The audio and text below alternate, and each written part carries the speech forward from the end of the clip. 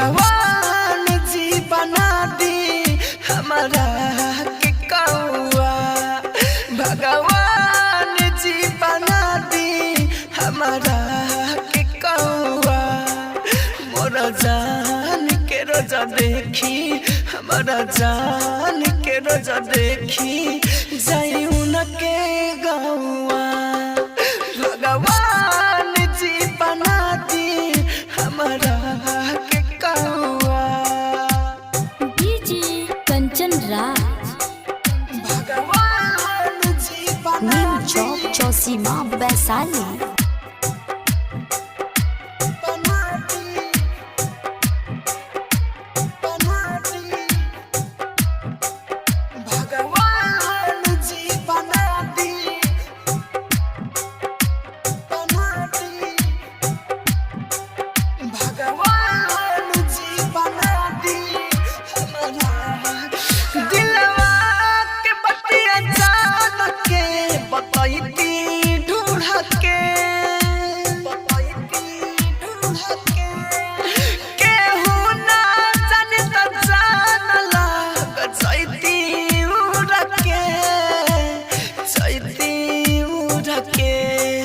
बिसरे ना मानवा से बिसरे ना मानवा से दिलरुआ के नौआ।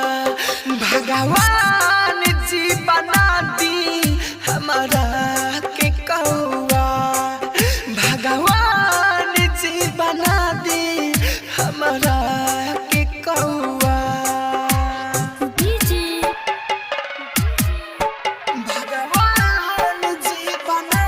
मिक्स बाय जी रिकॉर्डिंग स्टूडियो नीम चौक चौसीमा वैशाली।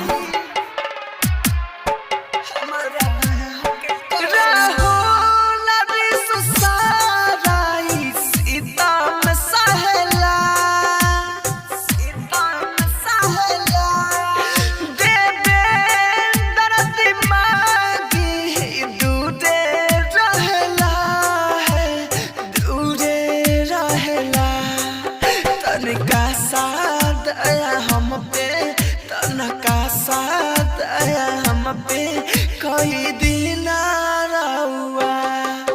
भगवान जी बना दी हमारा की कौआ। भगवान जी बना दी हमारा के कौआ। मोरा जान के रोजा देखी हमारा जान के रोजा देखी जाई उनके गौआ। भगवान